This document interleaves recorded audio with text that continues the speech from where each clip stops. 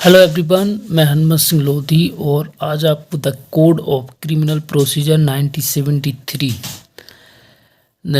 The Jammu and Kashmir reorganisation adaptation of central laws. तो अभी हम जैसा कि जानते 2019 के बाद जितने भी लॉ हैं वो सारे लॉ लगभग जम्मू एंड कश्मीर जो राज्य बना है उस पर सारे लॉ एप्लीकेबल हो चुके हैं। और आज हमारे सामने है बेयर एक्ट है, कोड ऑफ क्रिमिनल प्रोसीजर 1973 का। तो आज हम इसके अध्याय आपको बता रहे हैं कि इसमें लगभग कितने अध्याय हैं।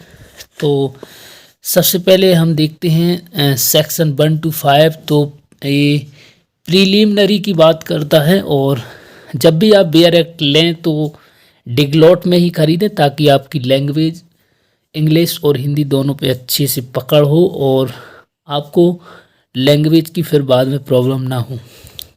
उसके बाद अगर हम देखें चैप्टर 2 जो कि दंड न्यायालयों और कार्यालयों का गठन है, constitution of criminal courts and office. तो इसमें सेक्शन 6 से 25 का तक है। उसके बाद हम देखें यदि तो वो है न्यायालयों के अध्याय 3 न्यायालयों की शक्ति।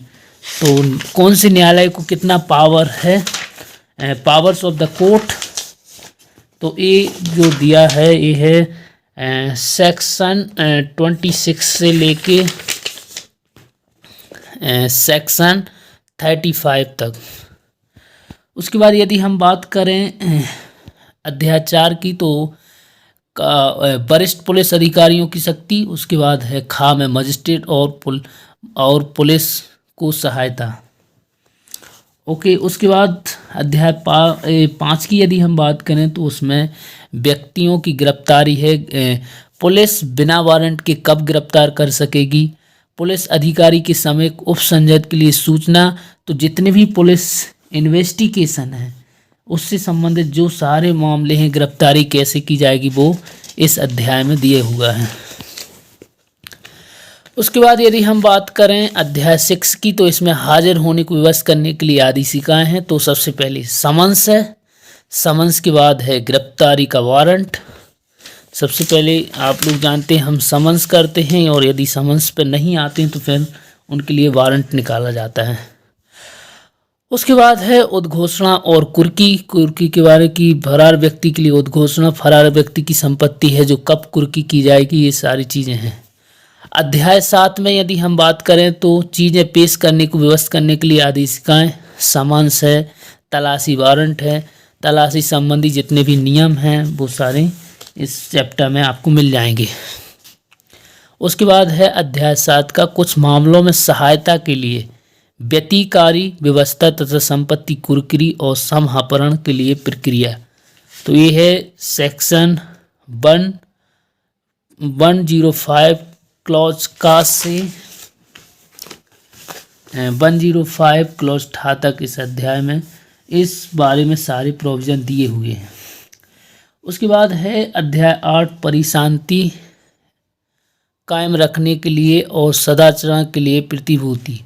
तो ये सारी चीज़ें यहाँ से आपको 106 से लेके 106 से 124 तक इसके बारे में आपको सारे प्रोविज़न मिल जाएंगे। ये बंडल्स मतलब ये बंच ऑफ सेक्शन हैं, जो भी हैं बंचों में आपको सारे प्रोविज़न मिलते हैं। उसके बाद है पत्नी, संतान और माता पिता के भरण पोषण के लिए आदेश। तो आप लोग CRPC 125 बहुत अच्छे से पढ़ें क्योंकि मेंटेनेंस से संबंधित जितने भी प्रोविज़न हैं वो CRPC के सेक्शन 125 में ही आपको मिलेंगे। और 126 में प्रोसीजर मिलेगी, भत्ते में जब कब परिवर्तन किया जाएगा, भरण पोषण की आदेशिकाओं का प्रवर्तन, enforcement of order of maintenance, ये सारी चीज़ें आपको दी जाएंगी। उसके बाद है लोक व्यवस्था और प्रशांति बनाए रखना। तो इसमें आपको विधि विरुद्ध जब कोई जमाव होता है, अनलॉफुल असेंबली, पब्लिक न्यूसेंस है, या फिर urgent case of nuisance of apprehended danger, इसके साथ dispute as to immovable property से संबंधित हैं। तो ये सारी चीज़ें आपको इस अध्याय में मिल जाएंगी। उसके बाद है कुछ चीज़ें हैं preventive action of the police को कई चीज़ बोलते हैं ना कि prevention is better than the cure. तो कई बार पुलिस को प्रिवेंटिवली पहले मतलब क्राइम को होने से पहले ही एक्शन लेना पड़ता है ताकि वो क्राइम घटित ना हो जाए। तो उसके बारे में इस अध्याय में आपको प्रोविज़न मिलेंगे, अध्याय 11 में। अगर उसके बाद है पुलिस को इंतला और उनकी अन्वेषण करने की शक्ति। तो 154 से 176 तक इनकी प्रोविज़न है। 173 में जो फाइनल रिपोर्ट्स है वो पेश करती है पुलिस। उसके बाद है अध्याय 13 जांच और विचारों में दंड न्यायालयों की अधिकारिता जांच से संबंधित हैं। तो 177 से लेके 189 तक आपको इसके संबंध में प्रोविज़न मिल जाएंगे। उसके बाद कार्यवाही शुरू करने के लिए अपेक्षित शर्तें। तो मजिस्ट्रेट द्वारा अपराधों का संज्ञान, अभियुक्त के आवेदन पर अंतरण मीन्स और तो ये सारी चीज़ें आपको मिल जाएंगी 190 से लेके 199 सेक्शन में। अब हम बात करते हैं कंप्लेंट टू द मजिस्ट्रेट। हम मजिस्ट्रेट को कंप्लेंट कब कर सकते हैं? तो इसमें सेक्शन 200 से लेके सेक्शन 23 तक इसके सारे टू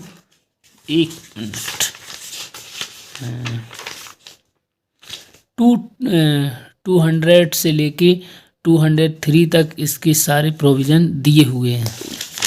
उसके बाद यदि हम बात करें अध्याय 16 की, तो मजिस्ट्रेट के समक्ष कार्यवाही का प्रारंभ किया जाना।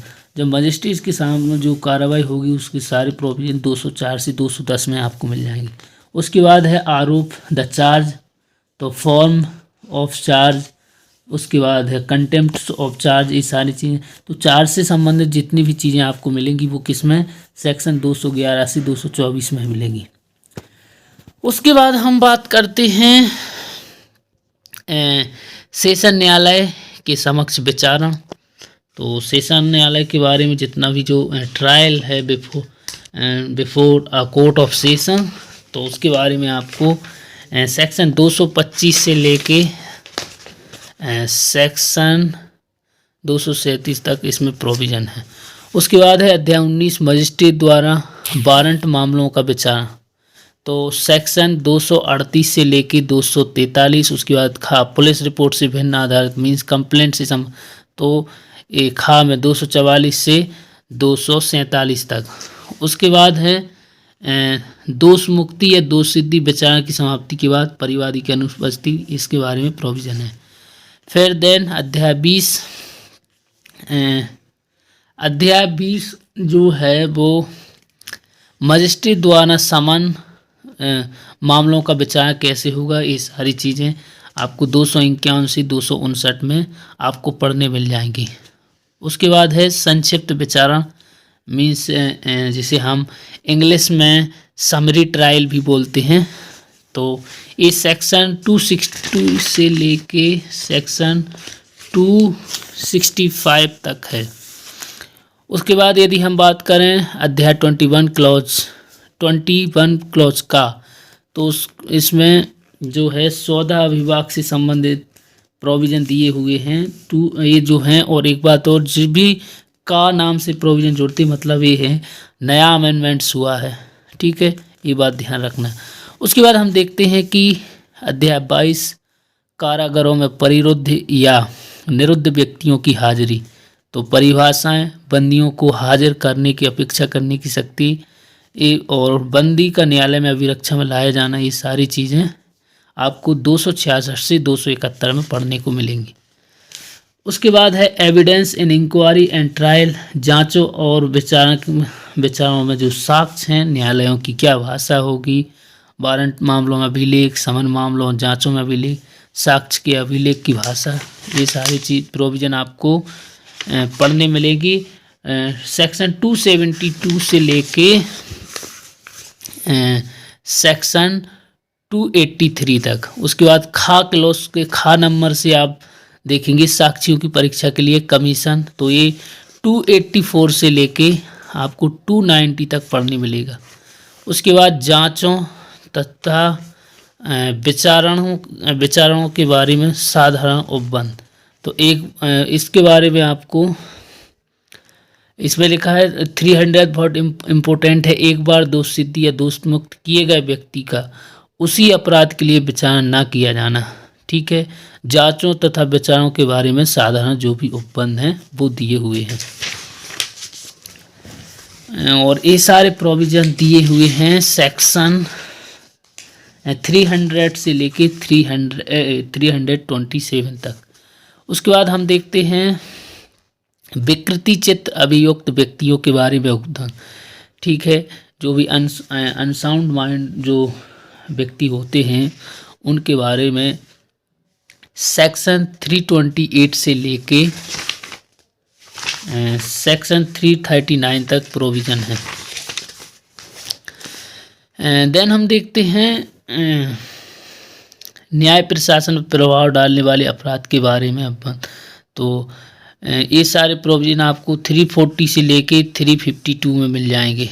देन निर्णय के बारे में अगर बात करें, निर्णय जो कि जजमेंट होता है, जजमेंट कैसे होगा, लैंग्वेज उसकी क्या होती है, कंटेंट्स ऑफ जजमेंट, ये सारी चीज़ें आपको 350 से लेके 365 में आपको सारी चीज़ें मिल जाएंगी। उसके बाद यदि हम बात करें मृत्यु दंडाधिकारियों की पुष्टि के लिए प्रस्तुत किया जाना, बिल्कुल, तो submission of death sentence for confirmation, जैसा कि हम जानते हैं कि जब कोई भी सेशन कोर्ट किसी को कैपिटल पनिशमेंट मीन्स मृत्यु दंड देता है तो उसको एक बार कंफर्म करना पड़ता है हाई कोर्ट से। तो उस बारे में ये पूरी प्रोसीडिंग यहाँ पे बताई हुई है। उसके बाद 372 से लेके 394 में अपील्स के बारे में है। अपील की कैसे की जाएगी, कब अपील की जाएगी, ये सारे प्रोविज़न आपको सेक्शन 372 से लेके 394 में आपको ये प्रोविज़न मिल जाएंगी। उसके बाद है अध्याय 30 जिसमें उच्च न्यायालय को निर्देश मीन्स रेफरेंस एंड रिवीजन के बारे में बताया गया है, जो कि सेक्शन 395 से लेके 405 तक प्रोविज़न दिए हुए हैं। उसके बाद यदि हम बात करें अध्याय 31 आपराधिक मामलों का अंतरण, तो उसमें सेक्शन 406 से लेके 4112 मतलब 406 से 412 के बीच में सारे प्रोविज़न आपको पढ़ने मिल जाएंगे। उसके बाद यदि हम बात करें दंडादेशों का निष्पादन, निलंबन, परिहार और लघुकरण, तो इनके बारे में सारे प्रोविज़न आपको 413 से 420 में मिल जाएंगे। जुर्माना उद्गृहित करने के लिए वारंट एक क्लॉज गा में है, सब क्लॉज सॉरी।